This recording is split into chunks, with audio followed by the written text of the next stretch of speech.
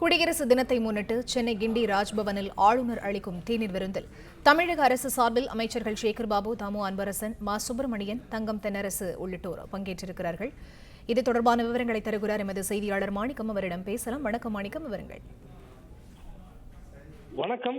குடியரசு தினத்தின் பொழுது ஆளுநர் மாளிகையின் சார்பாக தேநீர் விருந்து வழங்குவது மரபாக கடைபிடிக்கப்பட்டு வருகிறது. அந்த வகையில் இந்த ஆண்டு குடியரசு தினம் இன்று கொண்டாடப்பட்டிருக்கிற நிலையில இந்த 75வது குடியரசு தினத்தை கொண்டாடும் வகையில ஆளுநர் மாளிகையில தேநீர் விருந்தானது வழங்கப்பட்டு வருகிறது. இதில் பங்கேற்பதற்காக அரசு தரப்பிலிருந்து திமுகவின் சார்பாகவும் அமைச்சர்கள் ரகுபதி, தங்கம் தென்னரசு, அமைச்சர் தாமு அன்பரசன், அமைச்சர் மா சுப்பிரமணியன் மற்றும் அமைச்சர் சேகர்பாபு உள்ளிட்டோர் பங்கேற்றிருக்கிறார்கள்.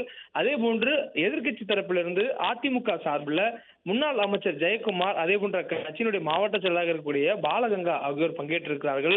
பாஜக சார்பில் அக்கட்சியினுடைய மாநில துணைத் தலைவர் கருநாகராஜன் பங்கேற்றிருக்கிறார். மேலும் ஆளுநர் வழங்கக்கூடிய இந்த தேநீர் விருந்தை புறக்கணிப்பதாக காங்கிரஸ், மதிமுக, விடுதலை சிறுத்தைகள் கட்சி, இடதுசாரிகள், மனிதநேய மக்கள் கட்சி ஆகிய கட்சிகள் அறிவித்திருந்தன.